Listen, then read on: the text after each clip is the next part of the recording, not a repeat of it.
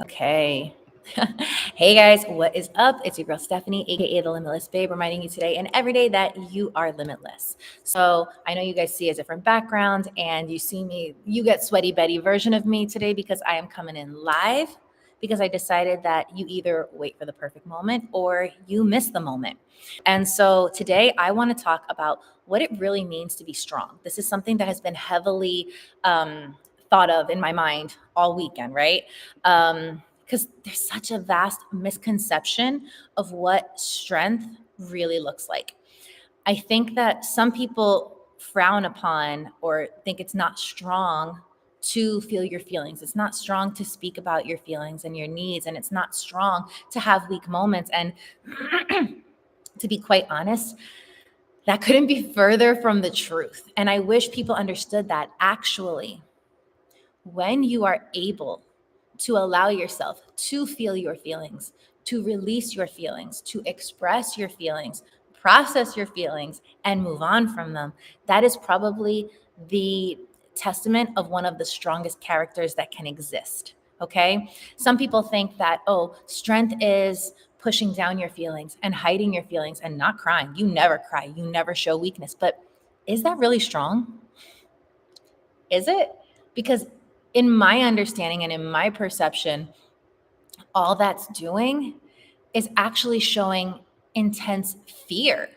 Because that says to me that that person is terrified of being perceived a certain way. So not only is there fear, but there's also external validation required. Whereas when I'm feeling my feelings and I'm expressing my feelings in an appropriate fashion, I'm not scared of what anyone thinks. I don't care what anyone thinks. I don't care if it makes someone uncomfortable. Maybe I shouldn't say I don't care.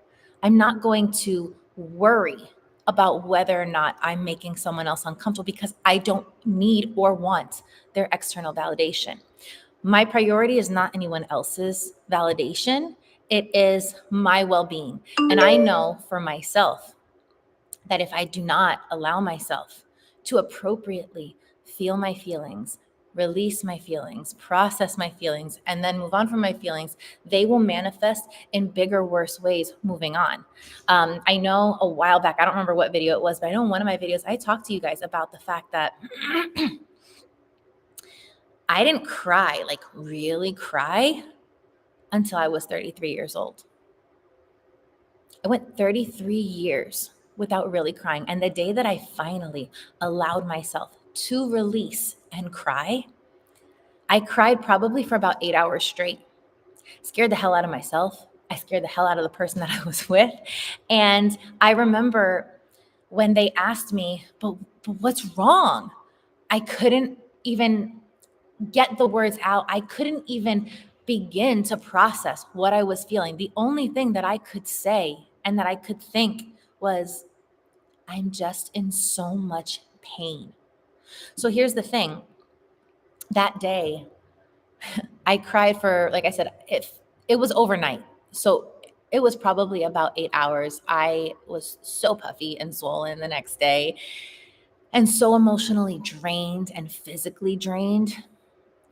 But again, can you imagine what it feels like to hold on to 33 years of pain? Can you imagine what it feels like? Okay, let me put it to you this way. Let's talk and consider um, crying as cleansing, because that's essentially what it is. When you are crying, you are cleansing your soul, you are cleansing your body of whatever it is that it needs to be cleansed of. You are releasing. It's a release. It's a good thing. It's not something to be shamed or to feel bad for. It's a good thing when done appropriately. And granted, yes, are there some people that cry for every little thing and that, use it more as a manipulation tactic? Or yeah, I mean, there are people that misuse this gift that we have been given, but what it's meant to do is to be a cleansing tool. So now, tears are our cleansing. Think for a minute. Do you shower every day? I hope, I don't want to judge you, but I hope your answer is yes.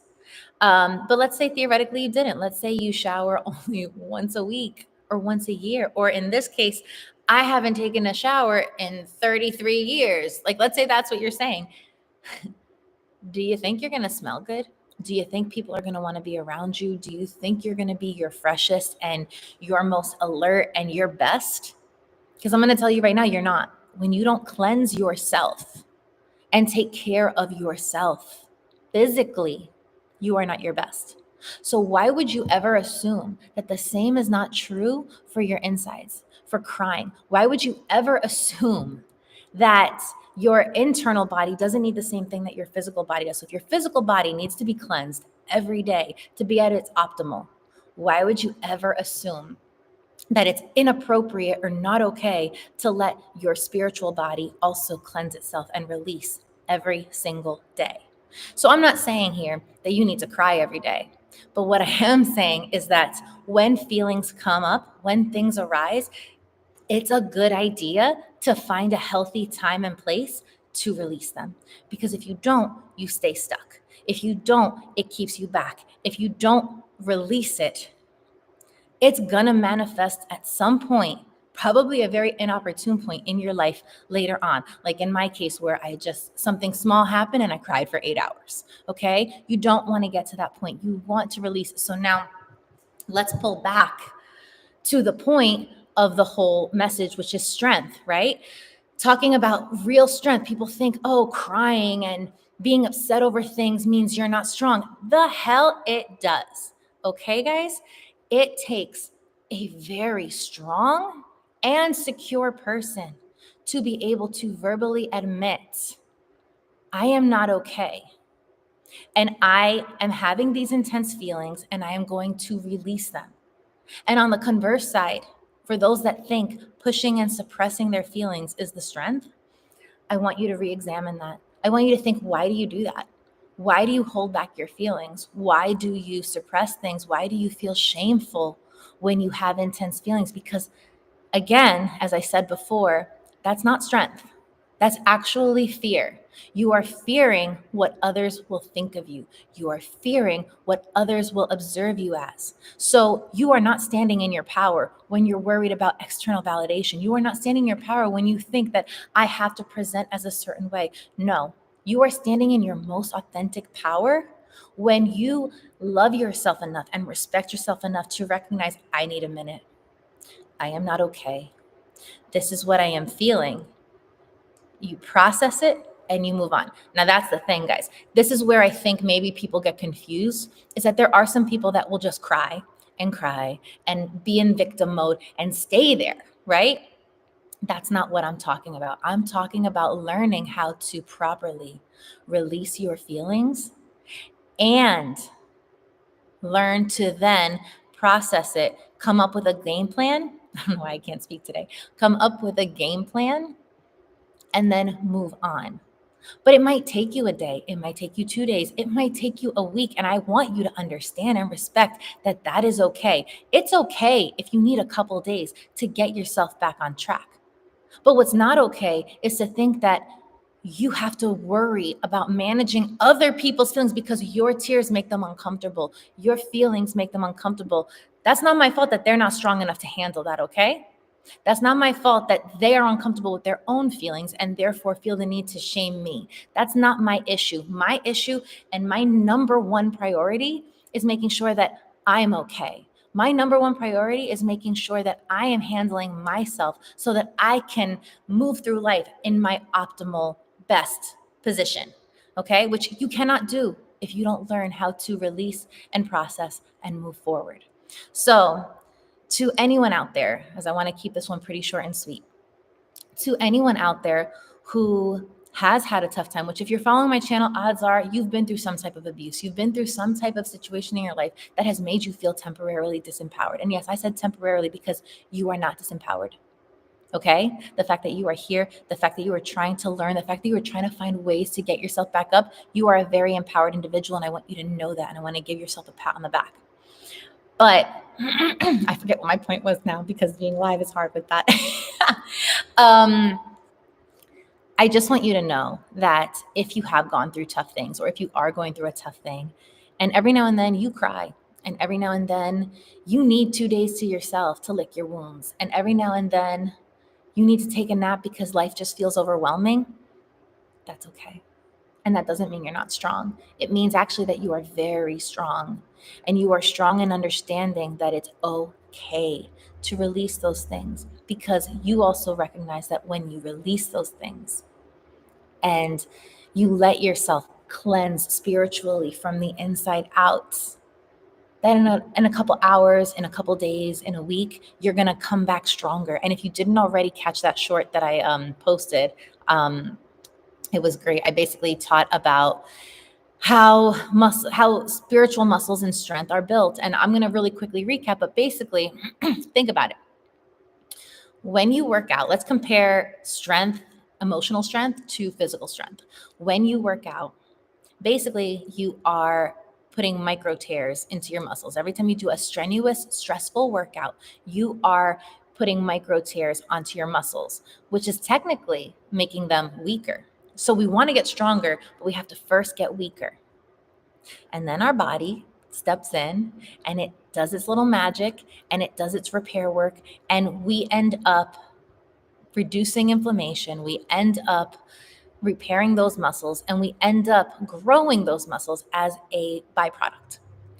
Well, that's exactly what God does for us when we go through stressful, strenuous circumstances. Okay? We go through things that temporarily make us feel weaker, right? They temporarily weaken you. But then He steps in, He reminds us who the hell we are, and He gives us the ability to regenerate ourselves, to rebuild ourselves, to repair ourselves, and to come back stronger on the other side, to come back with reduced inflammation, to come back with this sense of peace and knowing and understanding. And that doesn't come unless we go through that temporary process of feeling weaker. So again, to those that think that expressing your emotions and feeling your emotions and processing your emotions, oh, that's weak. Oh, you need to be stronger. You need to buck up, kid. You need to be stronger. Well, actually, how strong are you? If you're so terrified of my feelings, they're not even yours. They're my feelings. And I'm going to come through on the other side. Just give me a day or two, but maybe I just needed a hug, right? How strong are you if you can't handle someone else's feelings, let alone your own? So I just wanted to give you guys that pep talk that, like I said, if you're like me and you're that person that you cry and you process and you release, you are one bad mother. You are strong. You are brave. You are powerful. You are powerful beyond measure. You are so empowered. And I want to remind you of that and to really let that sink in, that that is not a weakness. That's your superpower. And I'm so proud of you. So I do thank you guys for watching. I hope that this message helped. If you haven't already, please don't forget to subscribe to the channel, to hit that like, drop me a comment. I do see a hi. Thank you for watching. And yeah, I love you guys so much. Stay limitless. Bye.